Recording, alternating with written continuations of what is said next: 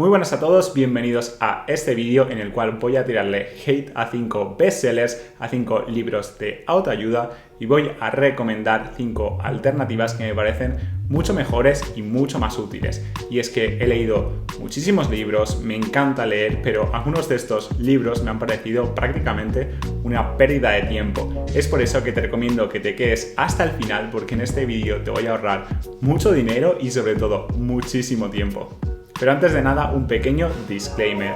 Este vídeo es mi opinión personal. Si critico alguno de los libros que es tu favorito, que sepas que no pasa absolutamente nada. Yo no tengo más razón que tú. Si a ti te encanta y has aprendido de él, me parece fantástico, pero yo pienso que no es el mejor libro y por eso voy a recomendar una alternativa.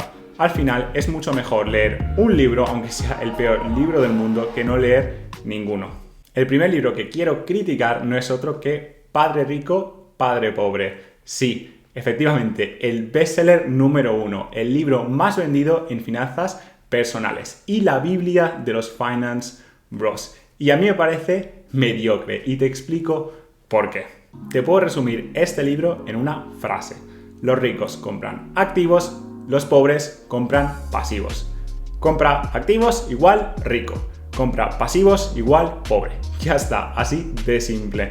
Me parece uno de esos libros totalmente básicos que te enseñan un secreto que nadie conoce y con el cual te vas a volver completamente rico. Me parece que es motivación básica que te va a durar una semana y luego te vas a dar cuenta de que no tenía nada de real y desde luego nada de ciencia detrás. Os voy a ser totalmente sinceros. Me parece que la única persona que se ha hecho rica con este libro es su autor. Más de 1 millón de ejemplares vendidos. Desde luego que es para aplaudir al señor Robert Kiyosaki. Es una máquina del marketing, eso por supuesto. Es increíble, más de 1 millón de personas. Parece que lo regalen con los cursos de Yados Fitness. La alternativa que recomiendo a Padre Rico, Padre Pobre es La psicología del dinero. Me parece que este libro es muy bueno y precisamente es muy bueno porque no se trata del típico libro de finanzas personales. Y es que, siendo sinceros, creo que la mayoría de estos libros están totalmente sobrevalorados. Que todos te venden que te van a contar el secreto para hacerte rico cuando, siendo sinceros, no existe ningún secreto. Este libro, por el contrario, se trata de algo mucho más profundo, mucho más psicológico. Nos habla de cómo nos afecta el dinero, de por qué pensamos como pensamos en relación con él y sobre todo de por qué actuamos de la manera que lo hacemos. En mi opinión, este libro es muy bueno, está lleno de sabiduría y tiene un mensaje muy distinto a lo que leemos normalmente sobre el dinero. Además, su idea principal es que no existe ninguna fórmula mágica para ser ricos y que lo mejor que podemos hacer es mantener una mentalidad sana, ser paciente, tomar las decisiones correctas, gestionar bien nuestras emociones y mantenernos consistentes a largo plazo. El segundo libro que no recomiendo es El monje que vendió su Ferrari. Y en verdad tengo que ser sincero, me da un poco de pena tirarle hate a este libro. Y es que pienso que es el típico libro con el que muchos de nosotros hemos empezado a leer sobre desarrollo personal y por eso le tengo cierto cariño. Pero debo de reconocer que es un cliché andante. Es como si todos los clichés del mundo se hubiesen juntado y hubiesen parido esta cosa de aquí. Y es que no tiene nada de especial, es una fábula espiritual, o al menos eso es lo que nos dice, pero en realidad simplemente nos cuenta esta historia rarísima de un tío, el típico ejecutivo que se va a la India y de repente vuelve y es un ser de luz. Está totalmente iluminado y se convierte en un gurú espiritual. Y debo reconocer una cosa, es verdad que el mensaje de fondo puede que sea bueno, que sea positivo y que sea un libro que te motive. Si es así, me parece muy bien, pero a mí me parece que es el equivalente a que venga un tío, ponga incienso y te limpie los chakras. Es muy básico y por ese motivo no lo recomiendo. Lo siento, monje. Mi alternativa al monje que vendió su Ferrari no es otro que este pedazo de clásico, El hombre en busca del sentido. Lo conoces, si no lo has leído debes leerlo ahora mismo. Es buenísimo, incluso diría que debería ser lectura obligatoria en todos los institutos del mundo. El autor de este libro, Viktor Frankl, fue un psicoterapeuta y superviviente de varios campos de concentración, entre ellos el temido Auschwitz. A pesar de todo lo que este hombre sufrió, consiguió salir adelante y en este libro explica su forma de pensamiento, su método psicoterapéutico, conocido como logoterapia. Este libro además nos cuenta las atrocidades que pasaron en esa época, cómo se vivía realmente en los campos de concentración. Solo por eso me parece que su valor histórico es incalculable, pero es que además es un libro increíblemente inspirador, y es que el autor nos explica cómo podemos encontrar el sentido en la vida, incluso en nuestros peores momentos. Me parece que es un libro increíble y de verdad lo tienes que leer.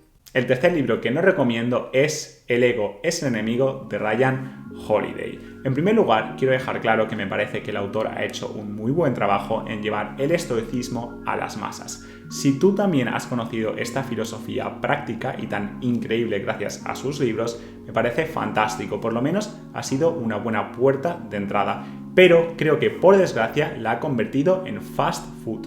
Este autor ha escrito la cantidad de 12 libros sobre el estoicismo, sí, 12 libros, además en muy pocos años. Parece la saga Fast and Furious. Coge una idea básica, como por ejemplo el ego es el enemigo, y te escribe un libro con 4 anécdotas y 20.000 repeticiones del mismo tema. Pero vas a leer, vas a pensar, sí, estoy mínimamente de acuerdo, pero un mes después te garantizo que no te acuerdas de absolutamente nada. Sinceramente creo que Ryan Holiday es una persona muy inteligente, que ha hecho un gran trabajo de divulgación y que es un genio del marketing. Pero pienso que hubiese sido mucho mejor escribir unos pocos libros cargados de ideas de estoicismo bien analizadas que escribir 12 libros distintos para cada idea que se le ocurre, ya que me parece que son muy básicos, que están muy vacíos y que muchos de ellos aportan muy poquito. Es como si de repente el estoicismo se hubiese convertido en un producto de masas. Estoicismo, ahora en versión capitalista. En este caso tengo muy clara la alternativa que os recomiendo a El ego es el enemigo, y no es otra que los textos originales que nos han traído el estoicismo hasta el día de hoy. Y en este caso os recomiendo 2 libros: Meditaciones, de Marco Aurelio, y Manual de vida, de Epicteto. Y me diréis, Eric, ¿por qué nos recomiendas estos 2 libros y no, por ejemplo, Cartas a Lucilio, de Séneca? Bien, en primer lugar, porque mi ejemplar de Cartas a Lucilio está en casa de mis padres y no os lo podía enseñar en este vídeo, pero sobre todo porque me parece que estos 2 libros son muy distintos, pero que a la vez ambos entroncan las principales ideas y los valores del estoicismo. Ambos libros fueron escritos hace prácticamente 2000 años y tienen una cosa en común, y es que ninguno de los dos se escribió con la intención de ser publicado. El primero, Meditaciones, de Marco Aurelio, no es otra cosa que el diario personal del emperador de Roma, que escribió en mitad de sus campañas militares y que se moriría de vergüenza si supiera que estamos leyendo a día de hoy. El segundo, Manual de vida, de Epicteto, ni siquiera fue escrito por el propio Epicteto, sino que son los apuntes de clase que tomó uno de sus discípulos cuando escuchaba sus clases, las cuales eran transmitidas solamente de forma oral. Además, ambos personajes no pueden ser más distintos, y es que, mientras que Marco Aurelio era el emperador de Roma y probablemente la persona más poderosa de todo Occidente, Epicteto fue un filósofo que inicialmente era un esclavo y del que ni siquiera conocemos su nombre, y es que Epicteto viene del griego y significa simplemente comprado. Lo que sí que tenían en común estas 2 personas fue su amor por la filosofía, y las reflexiones que nos dejaron siguen más vigentes que nunca a día de hoy. Y es que os garantizo que si leéis estos textos, teniendo en cuenta que se trata, por supuesto, de textos muy antiguos, pero os garantizo que os sentiréis conectados con el universo, que podréis sentir el peso de la historia y que os daréis cuenta de que, pese a que el mundo parece haber cambiado tanto, las personas seguimos movidos por los mismos deseos que hace prácticamente 2000 años. El estoicismo me parece una filosofía muy práctica, una filosofía muy interesante, y pienso que todo el mundo se podría beneficiar de leer estos libros. El cuarto libro que no recomiendo es El sutil arte de que casi todo te importe una mierda. ¿Se puede decir mierda en YouTube? Espero que sí. Bueno, en cualquier caso, no me pueden desmonetizar porque no estoy monetizado. Este libro me parece la definición de libro de aeropuerto. Un bestseller que te lo compras porque te llama la atención, te lo lees, pasas un buen rato, está medianamente bien, pero que a largo plazo no deja ninguna huella en ti. De hecho, si me preguntas a día de hoy de qué iba este libro, no tengo ni la más remota idea. Prácticamente es como si no me lo hubiese leído.